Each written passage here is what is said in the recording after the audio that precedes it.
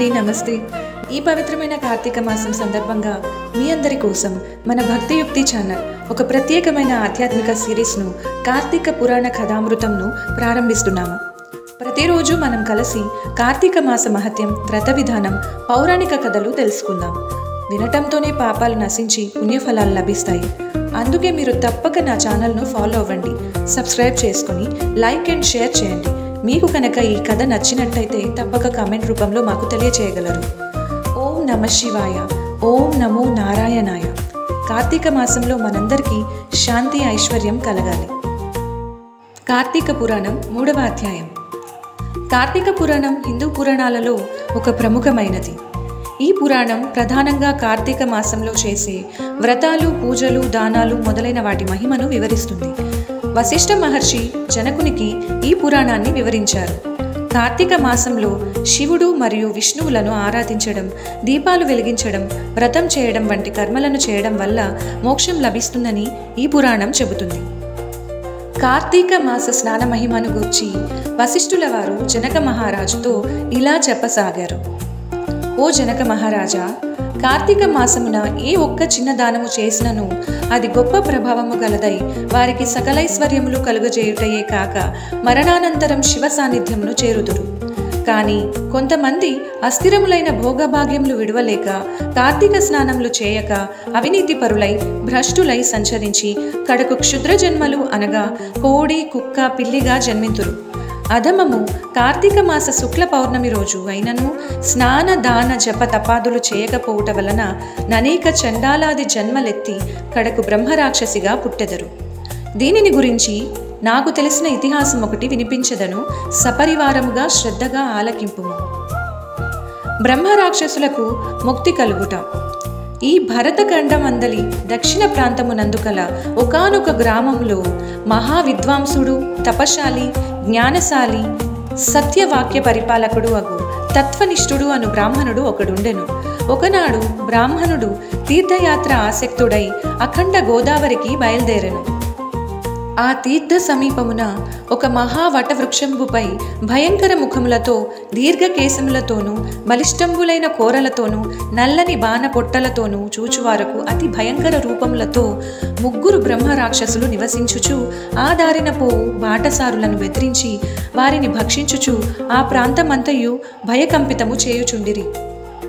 తీర్థయాత్రకై బయలుదేరి అఖండ గోదావరి పుణ్యక్షేత్రమున పితృదేవతలకు పిండ ప్రదానం చేయుటకు వచ్చుచున్న విప్రుడు ఆ వృక్షము చెంతకు చేరుసరికి యథాప్రకారముగా బ్రహ్మరాక్షసులు వృక్షము కిందకు దిగి అతనిని చంపబోవు సమయమున బ్రాహ్మణుడు ఆ భయంకర రూపములను చూచి గజగజ వణుకుచు ఏమియూ తోచక నారాయణ స్తోత్రం బిగ్గరగా పఠించుచు, ప్రభో, ఆర్తత్రాణపరాయణ, అనాథరక్షక, ఆపదలు నున్న గజేంద్రుని, నిండు సభలో అవమానాలు పాలగుచున్న మహాసాధ్వి ద్రౌపదిని, బాలుడగు ప్రహ్లాదుని రక్షించిన విధముగానే ఈ పిశాచముల బారి నుండి నన్ను రక్షించు తండ్రి అని వేడుకొనగా ఆ ప్రార్థనలు విన్న బ్రహ్మరాక్షసులకు జ్ఞానోదయం కలిగి, మహానుభావ, మీ నోటి నుండి వచ్చిన శ్రీమన్నారాయణ స్తుతి విని మాకు జ్ఞానోదయమైనది, మమ్ము రక్షింపుడు అని ప్రాధేయపడిరి. వారి మాటలకు విప్రుడు ధైర్యం తెచ్చుకొని, ఓయి, మీరెవరు? ఎందులకు మీకు రాక్షస రూపంబులు కలిగెను? మీ వృత్తాంతము తెలుపుడు అని పలుకగా వారు, విప్రపుంగవ, మీరు పూజ్యులు, ధర్మాత్ములు, వ్రతనిష్టాపరులు. మీ దర్శన భాగ్యం వలన మాకు పూర్వజన్మనందలి కొంత జ్ఞానము కలిగినది. ఇక నుండి మీకు మా వలన ఏ ఆపద కలగదు అని అభయమిచ్చి అందుక బ్రహ్మరాక్షసుడు తన వృత్తాంతము ఈ విధముగా చెప్పసాగాను. నాది ద్రావిడ దేశం, బ్రాహ్మణుడను. నేను మహాపండితుడనని గర్వము గలవాడినై ఉంటిని. న్యాయాన్యాయ విచక్షణలు మాని పశువునై ప్రవర్తించితిని. బాటసారుల వద్ద, అమాయకపు గ్రామస్తుల వద్ద దౌర్జన్యంగా దానం లాగుకొనుచు, దుర్వ్యసనాలతో భార్య పుత్రాదులను సుఖపెట్టక పండితులను అవమానపరుచుచు లబ్ధుడనై లోకకంటకుడిగా నుంటిని. అట్లుండగా ఒకానొక పండితుడు కార్తీక మాస వ్రతమును యథావిధిగా ఆచరించి భూతతృప్తి కొరకు బ్రాహ్మణ సమర్థన చేయు తలంపుతో పదార్థ సంపాదన నిమిత్తం దగ్గరున్న నగరంనకు బయలుదేరి తిరిగి ప్రయాణంలో మా ఇంటికి అతిథిగా వచ్చెను. వచ్చిన పండితుణ్ణి నేను దూషించి కొట్టి అతని వద్ద ఉన్న ధనము, వస్తువులు తీసుకొని ఇంటి నుండి గెంటేసితిని. అందులకు విప్రునకు కోపము వచ్చి, ఓరి నీచుడా, అన్యక్రాంతముగా డబ్బు కూడబెట్టినది చాలగా మంచి చెడ్డలు తెలియక తోటి బ్రాహ్మణుడని కూడా ఆలోచించక కొట్టి తిట్టి వస్తు సామాగ్రిని దోచుకొంటివి. నీవు రాక్షసుడవై నరభక్షకుడివై నిర్మానుష్య ప్రదేశములలో నుందువు కాక అని శపించుటచే నాకీ రాక్షస రూపము కలిగినది. బ్రహ్మాస్త్రమునైనా తప్పించుకోవచ్చును కానీ బ్రాహ్మణ శాపమును తప్పించుకోలేము కదా. కాన నా అపరాధమును క్షమింపమని వారిని ప్రార్థించితిని. అందులకతడు దయతలచి, ఓయి గోదావరి క్షేత్రమందుక వటవృక్షము కలదు, నీవందు నివసించుటచే బ్రాహ్మణుడి వలన పునర్జన్మనొందుదువు కాక అని వెడలిపోయెను. ఆనాటి నుండి నేను ఈ రాక్షస స్వరూపమును నరభక్షణము చేయుచుంటిని. కాన ఓ విప్రోత్తమ, నన్ను నా కుటుంబము వారిని రక్షింపుమని మొదటి రాక్షసుడు తన వృత్తాంతమును చెప్పెను. ఇక రెండవ రాక్షసుడు, ఓ ద్విజోత్తమ, నేను కూడా పూర్వజన్మలో బ్రాహ్మణుడని, నేను నీచుల సహవాసముచే తల్లిదండ్రులను బాధించి వారికి తిండి పెట్టక మార్చి అన్నమో రామచంద్రాయనున్నట్టుల చేసి వారి ఎదుటనే నా భార్య బిడ్డలతో పంచభక్ష్య పరమాన్నములతో భుజించుచుండేవాడిని. నేను ఎట్టి దాన ధర్మములు చేసి ఎరుగను. నా బంధువులను కూడా హింసించి వారి ధనం అపహరించి రాక్షసుని వలె ప్రవర్తించితిని.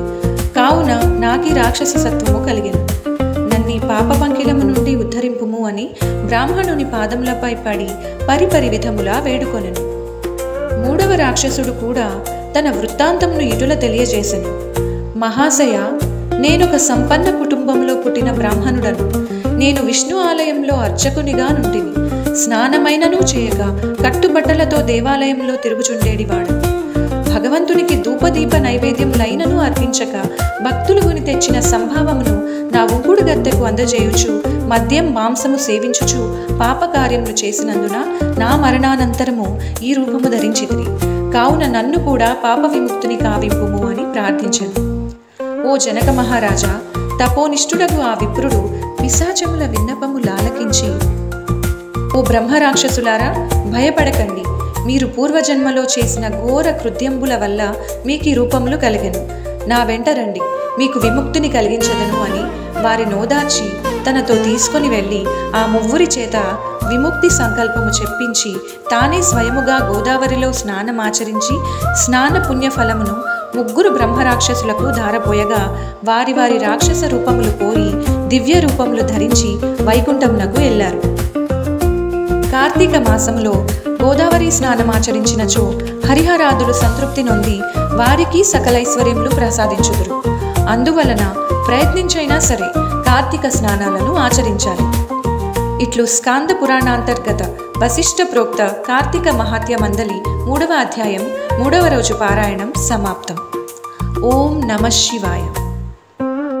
ఇలాంటి మరెన్నో ఆసక్తికరమైన పురాణ కథలు, సంస్కృతి సంప్రదాయాల కోసం వెంటనే మా ఛానల్ను సబ్స్క్రైబ్ చేయండి.